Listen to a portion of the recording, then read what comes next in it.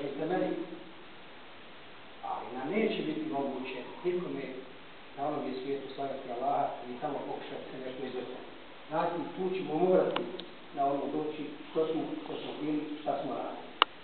Vjerujte, u vrijeme kada sam ja došao u Austriju, kao što sam vas spomenuo, tada je bilo samo jedina ta institucija, muslimanska socijalna služba. Došao sam u Austriju 65. 12. januara 65. Znate kakva je tada politička situacija i stanje bilo u našoj bivšoj Jugoslaviji. Kada sam došao u tu muslimansku socijalnu službu, tada sam našao tamo našu trojicu, četvorcu Bošnjaka. Jedan od njih je bio rahmetli dr. Balić. Zamolio mi da se danas njega sjetimo jednom fatihom. Lillahi Fatiha.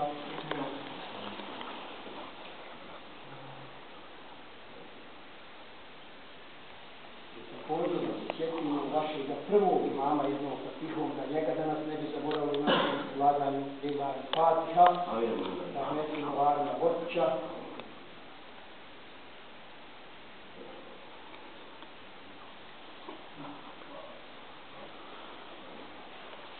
Drugi čovjek je bio o kojem želim da govorite, da vi vjerovatno možda svi znate iz medija, možda ga neko lično pozna, to je inženjer Veladić.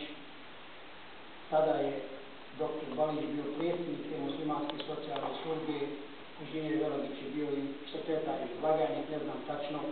To su dva čovjeka koja je Jugoslavija bivša tada u to vrijeme proglasila prvim i drugim neprijateljom države.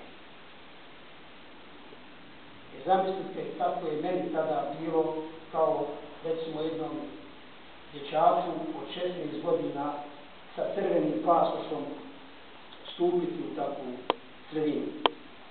Očito stvar da je bilo problema i da je bilo toga. Vjerujte, dugo godina su moji svi bajrami prošli u suzama, jer nisam imao kome da priđem i da mu čestitam Bajram onako kako smo mi to naučili kad je Bajram u Bosni, da jedan drugome priđemo, da se bratski zagrlimo, da čestitamo.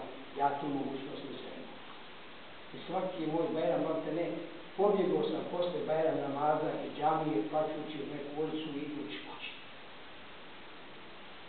I vidite, to me je povučkalo i zamolio sam dragog Allaha da više jedna generacija u Austriji ne doživi ono što sam ja doživio.